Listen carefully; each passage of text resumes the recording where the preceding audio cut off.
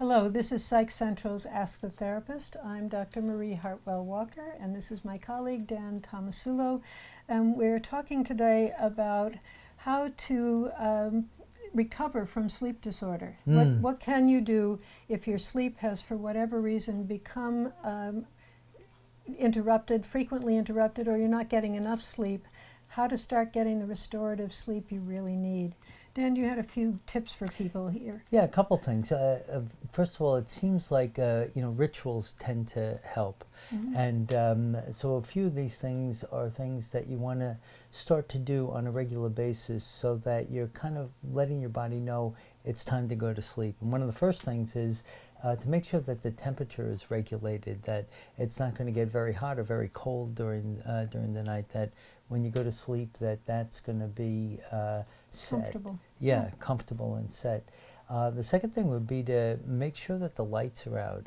We're still creatures that respond to light very intensely, and that would mean when you shut the lights out that you're only using night lights. If you turn the light on to get up to go to the bathroom or something like that, that's going to actually throw your metabolism off. And computer screens, we're all in front of them now, right? And you were just saying before about an hour before? Yeah, we really need to turn off the screens an hour before we go to sleep. And I know that sounds outrageous to people. Right. But it's not just the light from the screens. It's also, and I wish I had a study to quote for you, but it doesn't come to me at the moment. The pixels in the screens are stimulating to parts of the brain that make it more difficult to go back to sleep. Shut it down. So if you're somebody who can go to sleep right after shutting off the computer, well, consider yourself one of the fortunates. But if you're somebody who is having trouble getting enough sleep per night, then that's something to do, is to just cut down those screens.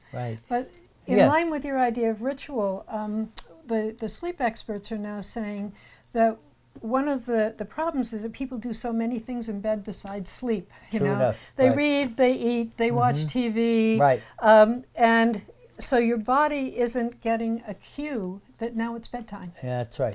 And so what the sleep experts are now saying is there are 3 S's. There are only 3 reasons you should be in that bed. One is to sleep. One is to have sex.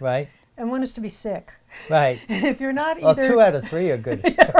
So if you're not in bed to be asleep or to have sex, or if you're sick, then you shouldn't be in the wrong bed. cues. You're giving your body the wrong cues. And that's just yet another way to kind of get your mind and body into prep. It's prep. It's time to go to sleep now. And maybe the last 2 things I'll mention is about caffeine and alcohol. Because caffeine, if you're going to have a cup of coffee before you go to bed, or tea or something, even diet sodas or regular sodas, they've got caffeine in them, and that's going to keep you awake. And even though alcohol might seem like the kind of thing that would sort of slow down your metabolism, slow down your central nervous system, the metabolism that your body has to go through to process the alcohol will actually keep you awake.